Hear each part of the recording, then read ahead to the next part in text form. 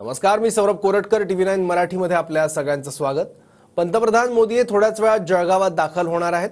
लखपती दीदी योजनेच्या कार्यक्रमाला मोदी उपस्थिती लावणार आहेत. पंतप्रधान मोदी बचत गटाच्या महिलांशी संवाद देखील साधतील. तब्बल 10 वर्षांनंतर नरेंद्र मोदी जळगावच्या दौऱ्यावर येणार आहेत. कार्यक्रमस्थळी महिला देखील दाखल होण्यास सुरुवात झाली आहे.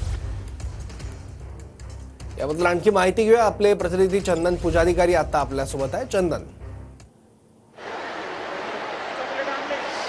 पंतप्रधान नरेंद्र मोदी खरं तर अनेक वर्षांनंतर जळगावमध्ये येत आहेत.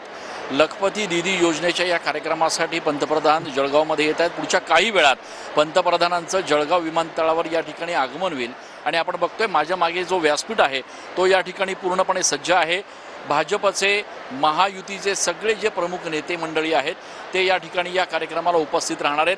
जळगावमध्ये गेल्या 2 दिवसांपासून पावसाची संततधार सुरू आहे आणि त्यामुळे निश्चितपणे या सभागृहाच्या आणि या सभास्थळाच्या बाहेरच्या बाजूला प्रचंड मोठ्या प्रमाणात चिखल साठलेला आहे आणि त्यामुळे या चिखलातूनच पायपीट करत महिलांना सभास्थळापर्यंत पोहोचावं लागतंय.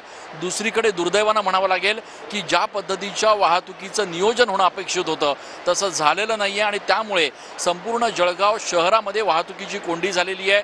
ज्या महिला राज्याच्या कानाकोपऱ्यातून कार्यक्रमासाठी जळगावमध्ये दाखल झाल्या होत्या त्यांना जवळपास 2 ते 3 किलोमीटर भर पावसात पायपीट करत या ठिकाणी सभास्थळी पोहोचावं लागतंय. अर्थात पुढच्या काही वेळात पंतप्रधान या ठिकाणी आल्यानंतर कार्यक्रमाला सुरुवात होईल आणि त्यामुळे या एकूणच कार्यक्रमामध्ये पंतप्रधान नेमकं काय बोलतात हे बघणं महत्त्वाचं ठरणार आहे. सौरभ.